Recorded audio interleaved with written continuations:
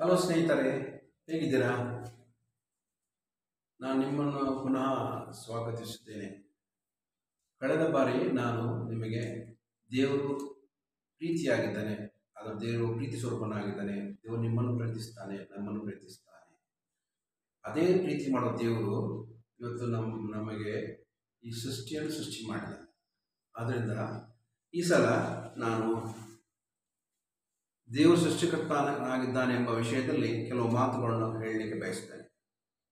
ನೀವು ಯಾವತ್ತಾದರೂ ಇದರ ಬಗ್ಗೆ ಆಲೋಚನೆ ಮಾಡಿದಿರ, ಗಮನಿಸಿದಿರ? ನಾವು ಈ ಕಾಣುವಂಥ ಈ ಜಗತ್ತು, ದೊಡ್ಡ ಪ್ರಪಂಚ ನೋಡುವಾಗ ಆಕಾಶದಲ್ಲಿ ಸೂರ್ಯ, ಚಂದಿರ, ನಕ್ಷತ್ರಗಳು, ಗ್ರಹಗಳು, ದೊಡ್ಡ ದೊಡ್ಡ ಪರ್ವತಗಳು, ಶಿಖರಗಳು, ದೊಡ್ಡ ದೊಡ್ಡ ಮರಗಳು, ಚಿಕ್ಕ ಮರಗಳು, ಬಣ್ಣ ಬಣ್ಣದ ಮರಗಳು, ಬಣ್ಣ ಬಣ್ಣದ ಹೂಗಳು, ನಾನಾ ವಿಧವಾದ ಗಿಡ ಮರಗಳು, ಹಣ್ಣು ಹಂಪಲುಗಳು, ಬಣ್ಣ ಬಣ್ಣದ ಹಂಪಲುಗಳು, ಇದೆಲ್ಲ ನೋಡುವಾಗ ಇದೆಷ್ಟು ಅದ್ಭುತವಾಗಿದೆ ಅಲ್ವಾ? ಅದು ಮಾತ್ರವಲ್ಲದೆ ಪ್ರಾಣಿಗಳು, ಚಿಕ್ಕ ಪ್ರಾಣಿಯಿಂದ ದೊಡ್ಡ ಪ್ರಾಣಿಗಳು,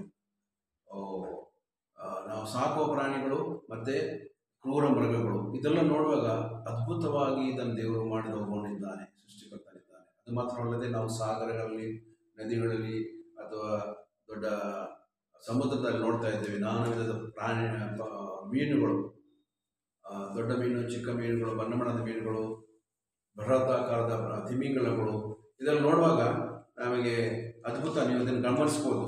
ನೀವು ಪ್ರಪಂಚ ಗಮನಿಸುವಾಗ ಇದರಲ್ಲಿ ಹೇಗೆ ಉಂಟಾಯಿತು, ಹೇಗೆ ಮತ್ತು ಎಲ್ಲಿಂದ ಬಂತು ಎಂಬ ವಿಷಯದಲ್ಲಿ ನೀವು ಎಂದಾದರೂ ಆಲೋಚಿಸಿದರಾ? ಇದೆಲ್ಲ ಸರ್ವಶಕ್ತನ ದೇವರು ಅದ್ಭುತವಾಗಿ, ವಿಚಿತ್ರವಾಗಿ ನಿರ್ಮಿಸಿದ್ದಾನೆ. ನೀವು ಒಂದು ಸಲ ಮೌನವಾಗಿದ್ದು ಆಳವಾಗಿ ಯೋಚಿಸಿ, ಇದೆಲ್ಲ ಹೇಗಾಯಿತು?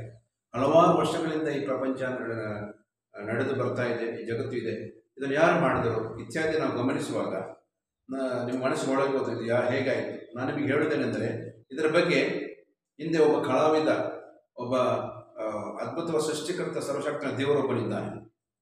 ಇದನ್ನು ಹೇಗೆ ಉಂಟು ಮಾಡಿದನು ಎಂಬ ಈ ವಿಷಯದಲ್ಲಿ ಮುಂದಿನ ವಿಡಿಯೋದಲ್ಲಿ ನಿಮಗೆ ಹೇಳಲಿಕ್ಕೆ ಬಯಸ್ತೇನೆ. ನಿಮಗೆ